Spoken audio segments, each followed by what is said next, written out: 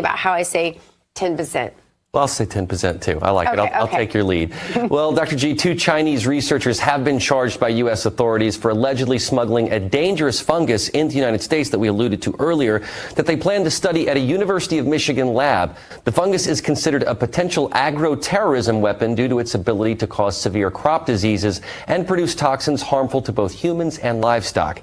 The researchers reportedly brought the fungus into the country without the necessary federal permits, raising significant national security concerns. Now, for more on this, let's bring in Tim Phillips, the Director of Government Affairs and Global Strategies at Nestpoint.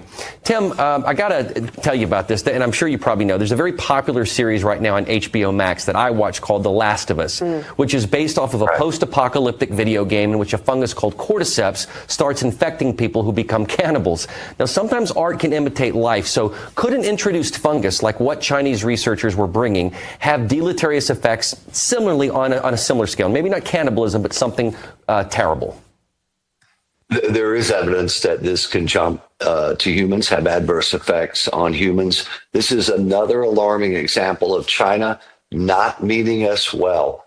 I was watching your show earlier, and your commentator there was detailing it.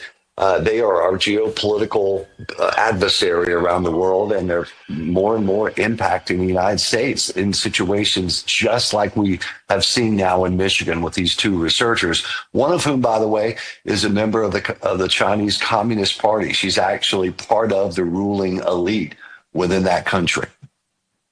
Unbelievable.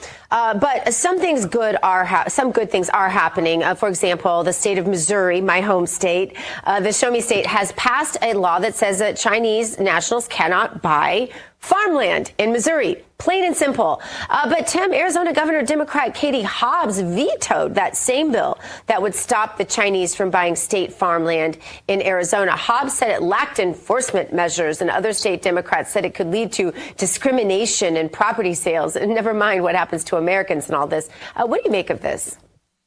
It's appeasement, pure and simple, of the Chinese. There's no other word for it.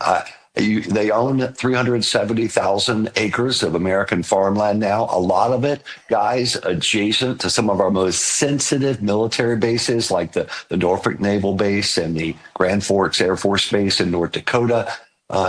We've seen the drone attacks that Ukraine used against Russia from adjacent territory to the Russian air bases. We could have something like that occur down the road if there's a confrontation. It's terrible for them to have this much land in our country. Kudos to Missouri. And boy, I hope the Republicans, I know they're going to in Arizona. They control the state House and the state Senate. They're going to put this bill back in front of her, and they're doing the right thing here. And let's keep pressure on her. What a terrible thing to do in Arizona, where we have a lot of sensitive installations as well. Yeah, Tim, we're out of time, but real quick, do the Republicans have the numbers in Arizona, if you know, to override that veto?